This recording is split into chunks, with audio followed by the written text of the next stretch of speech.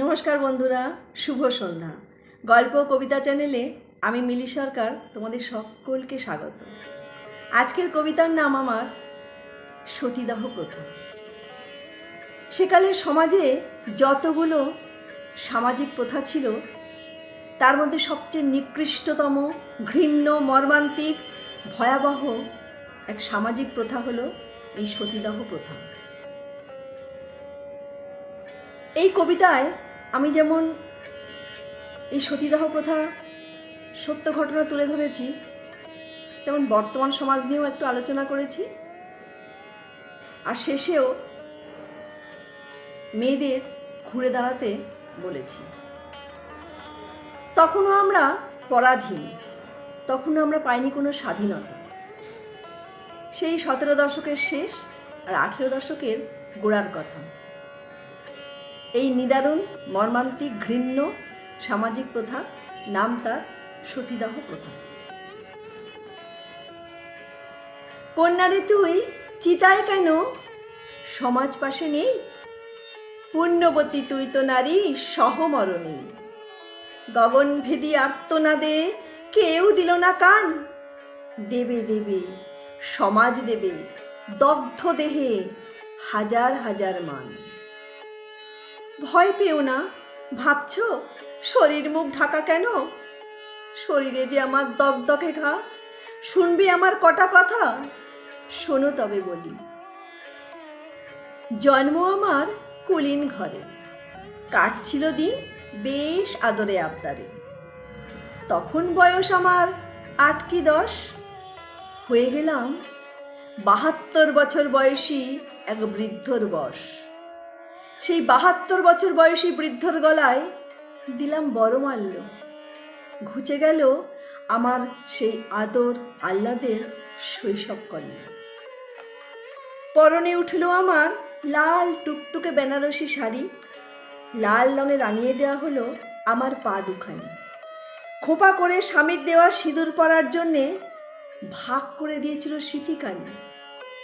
সেদিনের সেই আকাশ, বাতাস, কৃষ্ণচূড়া, অশোক কানন সাক্ষী রেখে সেই ফাগুনে আমার বিয়ে হয়ে গেল। আমার বৃদ্ধ স্বামী আমায় শ্বশুরবাড়ি নিয়ে গেল। কিন্তু 2-1 ফাগুন কাটতে না কাটতেই সেই বৃদ্ধ স্বামী অসুস্থ হয়ে বিছানা নিল। খিদে চেপে ঘুম ত্যাগ করে দিন রাত জেগে স্বামীর সেবায় নিজেকে নিয়োজিত করলাম। 2-3 রাত কাটতে না কাটতেই স্বামী চলে গেল। নিয়ে গেল আমার সিঁথি ভর্তি সিঁদুর। সমাজ লাল শাড়ি খুলিয়ে শরীরে ছুঁড়ে দিল সাদা থান। যখন বিয়ে হয়েছিল কিশোরী ছিলাম তখন, আর স্বামী যখন চলে গেল তখন আমার ভরা যৌবন। এই যৌবনের ভরা সমুদ্র নিয়ে সমাজের কিছু সধবা মহিলা আবার বধূ সাজে সাজিয়ে আমাকে বসিয়ে দিল আমার মৃত স্বামীর চিতায়। সতীত্ব প্রমাণ করতে হবে যে। সেকালের পুরুষের গর্ব ছিল বেশ কয়েকটা বিয়ে, আর নারীর বেলায় গর্ব নাকি চিতায় জীবন দিয়ে। শুরু হলো চিৎকার শোরগোল, চলল নাম সংকীর্তন, বাজলো ঢাক ঢোল।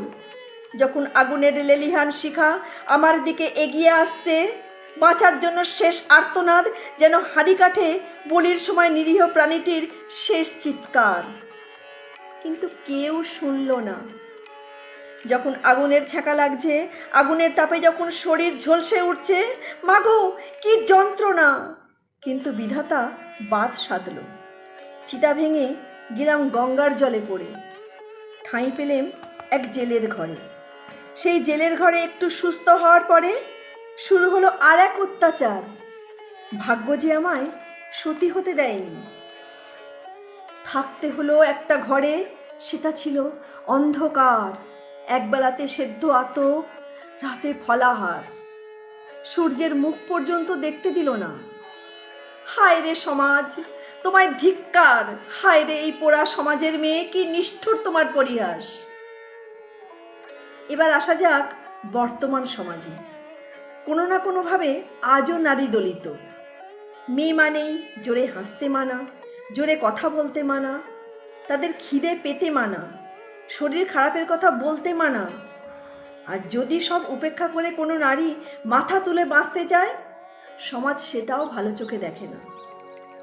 তাই মরছে নারী, জ্বলছে চিতা আজও ঘরে ঘরে, প্রতিবাদী হলেই নারী জ্বলে পুড়ে মরে।